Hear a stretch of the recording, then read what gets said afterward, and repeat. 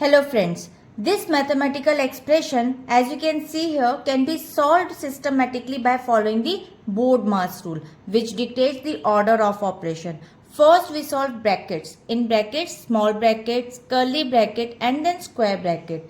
According to these steps we solve orders, powers and roots. D stands for division, multiplication, addition and subtraction.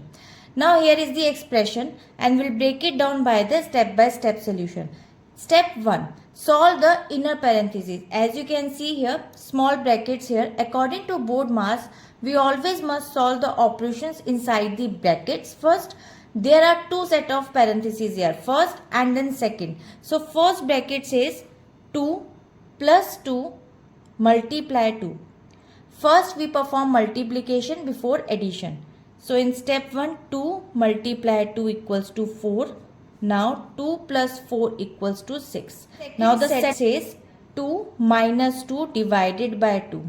Now we perform division before subtraction. So in this 2 divided by 2 equals to 1. And then after 2 minus 1 equals to 1. Now expression becomes 2 multiply 6 minus 2 divided by 2 multiply 1. Now the square brackets off.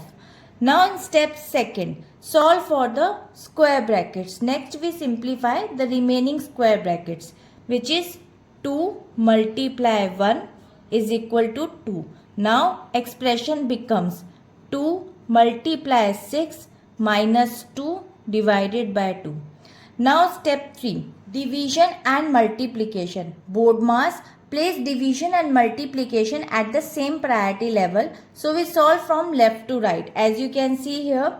So we first multiply the values. 2 multiply 6 equals to 12.